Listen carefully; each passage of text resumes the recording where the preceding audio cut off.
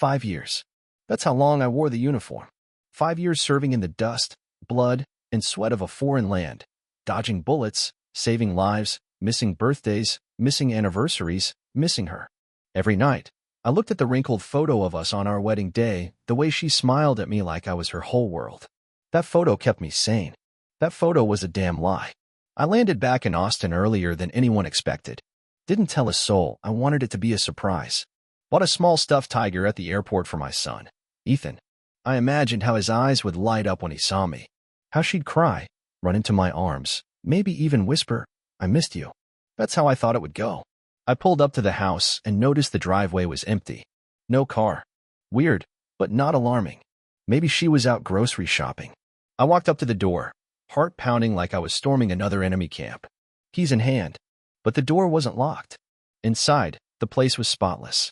Too spotless. Like it hadn't been lived in for days. The air felt hollow. Something was off. That's when I heard the soft sound of cartoons playing in the living room. "Champ," I called. And there he was, my little man, Ethan, sitting cross-legged on the couch, crunching dry cereal out of the box. He looked up, mouth open, eyes wide. Then he screamed, "Dad," and launched into my arms. I hadn't cried in years, but damn, I almost broke down right there. I held him tight, kissed the top of his head. "Where's Mom, champ?" I asked, expecting store or grandma's. He blinked. "Mom's at the church. She's getting married." I laughed. Funny joke, but no, really.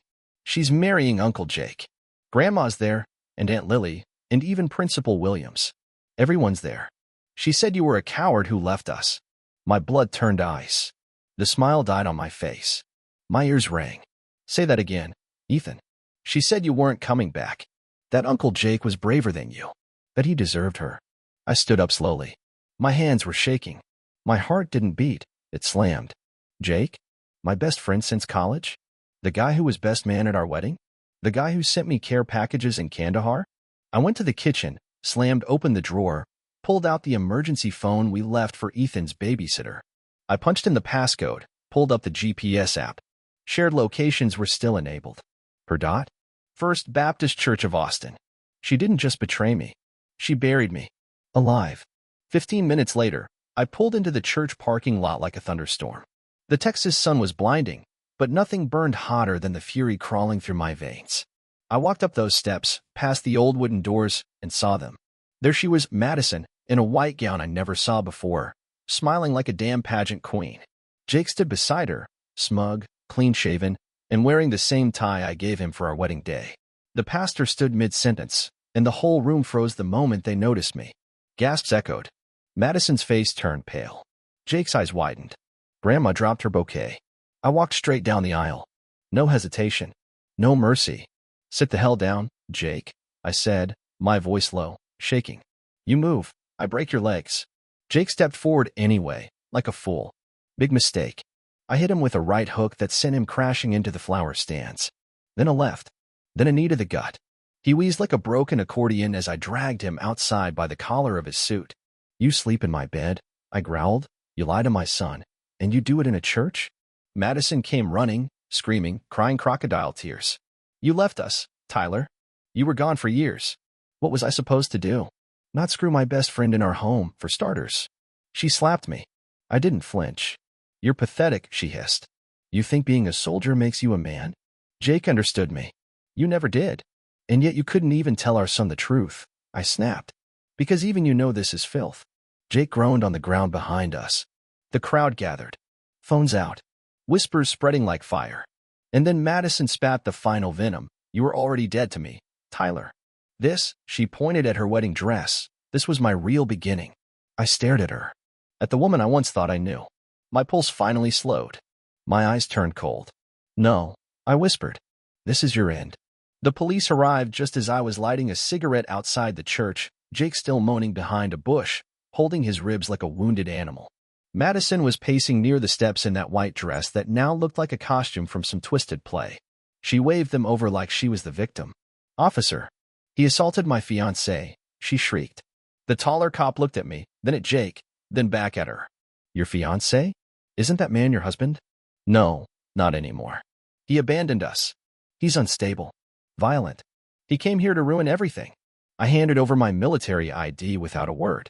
The younger cop scanned it, glanced at my duffel bag, and gave me a slight nod. There was a look in his eyes that said, I get it. The taller one sighed, asked Jake if he wanted to press charges. Jake whimpered something that sounded like no. They walked me to the side, away from the cameras, and gave me 10 minutes to leave before they had to make it formal. I didn't argue. I'd already made my point. Ethan was waiting in the truck, still holding the stuffed tiger. He looked scared, confused. I climbed in, buckled him up, and we drove. Somewhere, anywhere, away. We ended up at an old roadside diner we used to visit before I left. The waitress remembered me, gave us extra fries. Ethan didn't eat much. He just stared at the ketchup bottle, quiet. Why did Mom lie? He asked finally, voice small. I didn't have an answer. Not a real one. I just said, because some people forget what love looks like. And some never knew in the first place. I stayed at a motel that night. Ethan curled up next to me, his little hand gripping mine in his sleep.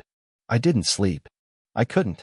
I just stared at the ceiling, mind spinning with images, Madison on our bed with Jake, Madison lying to Ethan, Madison in a dress meant for us. The next morning, I went back to the house. She was there, waiting. You can't just take him, she barked the second I walked through the door. I'm his father. You left. For my country, Maddie. Not for some vacation. She crossed her arms, that smug little smirk playing on her lips again. I moved on. Get over it. Jake makes me feel alive. You were always so rigid. So predictable. I laughed. Actually laughed. You cheated on your husband with his best friend, got married in secret, and told your son I was a coward. And I'm the problem? You were gone, Tyler. Gone for years. I had needs. I stepped closer. You had no loyalty. No respect. You lied to everyone, your son, your family, me. You could have waited. Talked to me. Asked for a divorce. But no. You wanted the thrill. The drama. The forbidden fruit. She rolled her eyes.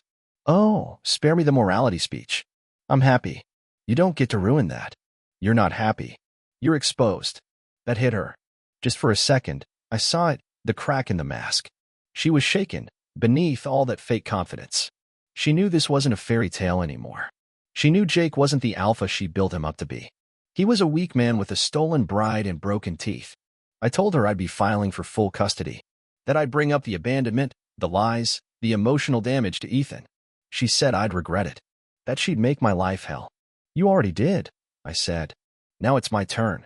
The following days were a blur of lawyers, paperwork, and whispered gossip around town. Turns out, Madison had been seeing Jake long before I deployed. My sister found texts. Hundreds of them. Some even sent while I was still home, playing dad while my best friend played something else in my house. One night, I sat on the back porch of my sister's place, Ethan asleep inside, and I finally let myself feel it. The betrayal wasn't just about the act. It was about everything it poisoned. Every memory. Every word. Every promise. I remembered the night before I left for Afghanistan. Madison cried in my arms, begging me to come back safe. She kissed me like I was her whole world. That kiss was fake. Everything was. The pain didn't come in waves, it came like a flood. No warning. Just drowning. But I didn't stay under. I stood up, and I started planning what came next. The first court hearing was quiet, too quiet. Madison sat on the other side of the room, looking like a washed-up soap opera star, overdressed, overconfident, and overcompensating. She wouldn't look at me. Not really. Just quick glances filled with scorn and fake pity. Jake didn't come. Of course he didn't. His face was still healing. Her lawyer tried to paint me as unstable, aggressive, emotionally unfit. They mentioned my service, PTSD, even dragged up an old bar fight from 2014 like that had anything to do with my parenting. I stayed calm. Calm, but sharp. My lawyer was a shark, thank God. We laid out everything. The abandonment, the lies, the wedding while still legally married, and most importantly, Ethan. His confusion, his emotional withdrawal, the betrayal he couldn't even understand yet.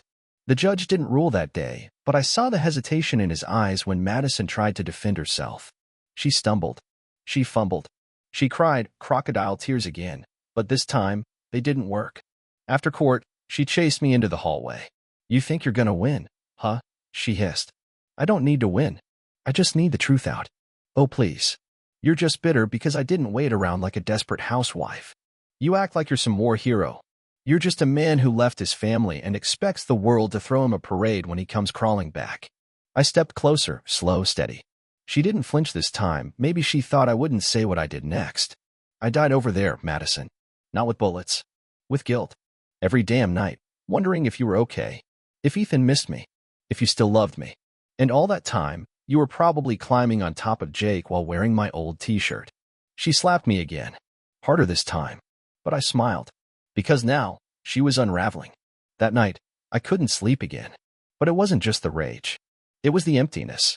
That kind of hollow you only feel when everything you built turns to ash. I looked at photos of Ethan when he was little. Madison holding him. Me holding her. Lies wrapped in happy frames. I deleted all of them. Ethan woke up at 2 a.m., crawled into bed with me. I had a bad dream, he whispered. I know, buddy, I said. Me too. The next morning, I got a call from my sister. You're not gonna believe this, she said, then texted me a link. A video. From inside a bar. Madison and Jake, drunk, loud, and arguing in public. She threw a drink at him. He grabbed her wrist. Security stepped in. The whole thing caught on someone's phone. And it was viral. Locally viral, but still. Enough. I sent it straight to my lawyer. At the next hearing, the tone shifted. Madison was rattled. Her perfect image had cracks now, and the judge saw it. I got temporary full custody. She was granted limited visitation, supervised. When we left the courtroom, she didn't say a word. That should have been it. But 2 nights later, I woke up to banging on my motel room door. Loud, desperate. I opened it. It was Jake. Bleeding.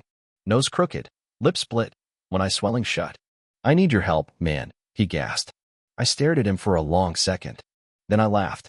Not because it was funny, because it was so pathetic I couldn't believe he had the balls to show up. She tried to stab me, he said. She snapped. I swear to God. She said I ruined her life, and she went crazy. I stepped outside, grabbed him by the collar, and slammed him against the wall. You think I give a damn what she did to you? You deserve it. I know, man. I screwed up, okay? But I didn't think she's insane. She said she's gonna take Ethan and disappear. I thought you should know. My blood froze. You're lying. She's talking to someone in Mexico. Some guy she met online. She said she'd vanish with your kid just to hurt you. I let him drop to the ground like trash. And I went inside to get my gun. I didn't sleep. I sat in that dusty motel armchair, gun on the nightstand, watching Ethan breathe. My head was pounding, but my thoughts were ice cold. Madison had finally crossed the line between reckless and dangerous. I knew her better than anyone. And Jake wasn't lying, not this time. That coward couldn't fake fear like that. Madison was unraveling fast. She had lost control of the story she built, and now she was ready to burn everything, even Ethan, to keep her illusion alive. The next morning, I called my lawyer first. He told me we had to go to court immediately to file an emergency injunction. If she fled, it'd be kidnapping. But I knew one thing the courts didn't. Madison wouldn't wait for paperwork. She always acted first, thought later. I dropped Ethan at my sister's place without telling him much. Just that I had to take care of something. He nodded like he understood. That broke me more than anything. Then I went back to the house. Not to talk. To end it. She was inside, barefoot in leggings and a sports bra, sipping wine like it was noon on a vacation. Her phone was in her hand. She was texting, fast. She didn't even hear me come in. Planning your little getaway? I asked. She jumped, the wine sloshing out of her glass. Jesus, Tyler. You can't just barge in here. I can when you're about to run off with my son to another country. Her face twitched, just slightly. You don't know what you're talking about. Cut the bull. Jake came to me last night. That hit harder than the slap I never threw. She turned pale. He's lying. He's always lying. Not this time. He had the blood to prove it. She scoffed, trying to collect herself, but her voice cracked. You think you can just take Ethan from me? You think you can destroy everything I've built and walk away the hero? You didn't build anything, Madison. You stole it. You lied, cheated, manipulated, and now you're cornered. She laughed. Sharp, bitter. I cheated? You abandoned me, Tyler. For 5 damn years. You gave everything to your stupid flag and left me here with a crying baby and nothing but your dog tags to hug at night. You had my best friend in our bed while I was getting shot at in Kabul. Her eyes narrowed. And I regret none of it. She stepped closer. Jake gave me what you never could. Attention. Passion. I felt alive again. I didn't feel like some invisible housewife waiting for a body bag. You dragged Ethan into your circus. Lied to him. Told him I was a coward. I had to. He needed someone to believe in.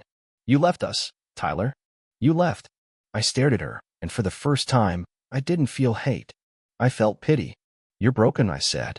And you're gonna drown in your own lies. She turned away, dismissive. I'm still his mother. You can't erase me. No, I said. But I can protect him from you. As I left, she yelled something about lawyers, courts, revenge. I didn't care. The only thing that mattered now was Ethan. That night, I installed cameras at my sister's place. Changed locks. Filed the emergency motion.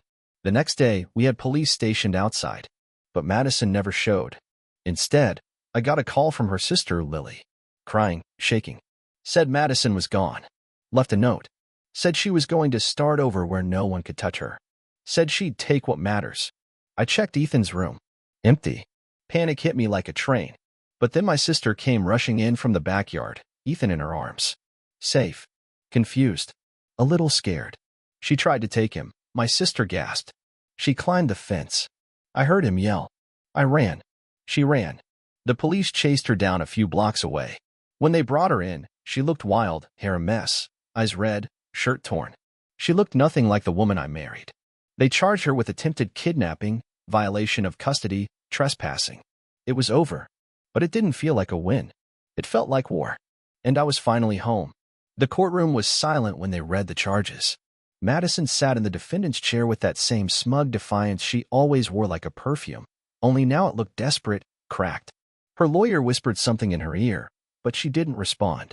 She just stared at me. I held Ethan's hand as we sat behind the prosecutor's table. He didn't fully understand what was happening, just that Mom had done something wrong and Dad wasn't leaving this time. That was enough for now. The judge ordered a psychological evaluation, fast-tracked. Madison laughed when she heard it, a short, bitter laugh that made the bailiff instinctively step closer. I think part of her still believed this was just another scene in her drama, that the spotlight was hers, the audience sympathetic. But no one applauded. After the hearing, I took Ethan out for ice cream. We sat in the park, the Texas sun trying to burn away the heaviness that hung between us. Is Mom going to jail? He asked. She's going somewhere to get help, I said, not lying, not entirely. Is she bad? I hesitated, then looked him in the eyes. She did bad things. But she's still your mom.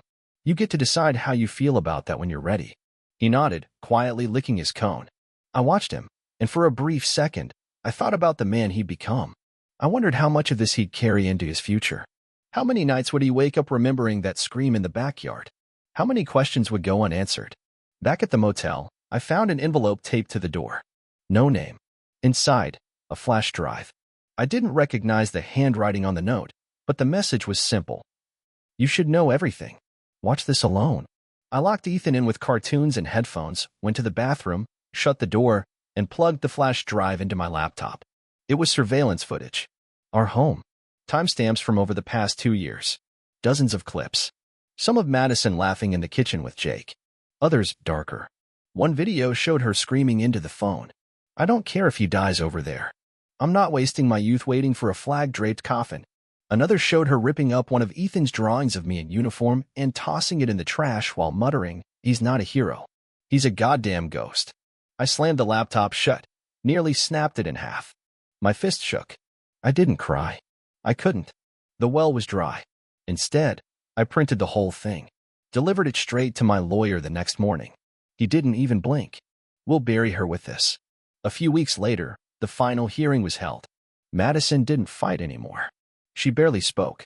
The judge revoked her visitation completely. Gave me full custody. Ordered long-term psychological care and evaluation for any future parental contact. She looked at me one last time as they led her out of the room in cuffs. That mask of hers? Gone. No seduction, no superiority. Just a flicker of something that might have been regret. Or maybe just the sting of losing. It didn't matter. I didn't look back. I sold the house. Moved into a new place with Ethan, near a better school, quieter streets, good neighbors. He started sleeping through the night again. He laughed more. Drew pictures of us fishing, building forts, laughing at stupid cartoons. And for the first time in years, I felt like I had something real again. One evening, I was folding laundry and found a crumpled piece of notebook paper in his jeans pocket. It was a school assignment. What makes someone a hero? He wrote, My dad is a hero because he came home even when no one wanted him to. He still loved me anyway. I sat down on the floor and let the tears come. Not for Madison, not even for myself, but for the boy who still believed, and for the man who would never let him down again. It took months before I could go a full day without thinking of her. Not out of longing, out of disbelief. Disbelief that I had once loved a woman so capable of such destruction, that I'd let her that close, that I gave her everything, and she threw it into the fire, just to feel something. Ethan adjusted better than I expected. Kids are resilient in ways we're not. Maybe because they haven't learned how to lie to themselves yet. He asked less about her. Then not at all. I didn't speak ill of Madison to him. I didn't need to. The truth was loud enough. Jake disappeared from town. Word got around that he tried to move 2 cities over, but no one wanted to hire him. Apparently, being the other man doesn't play well in small-town Texas, especially when you break up a military family. No sympathy. No respect. Just silence. And silence was what I craved most. I left the motel for good after the custody was finalized. Got a small 2-bedroom house with a big yard. Ethan picked out a blue bef frame, and I bought him a telescope. We'd sit on the porch at night, pointing out stars. I told him stories about constellations, made up names for the ones we didn't know. I gave him something Madison never could, my time. Then, one Saturday afternoon, I got a letter. No return address. I knew her handwriting before I even opened it. She said she was in a state facility, that she had been diagnosed with something bipolar, maybe, that she was on medication now. Stable. Reflecting. She apologized to Ethan, said she missed him, loved him, hoped one day he'd understand. She never once apologized to me. Not for Jake. Not for the lies. Not for nearly stealing our son in the middle of the night. She ended the letter with, I hope someday you can see that I was broken, not evil.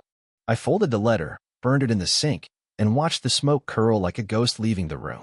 I never told Ethan about it, because I didn't need to poison what peace we had finally built. Instead, I focused forward. I started working at a local security firm.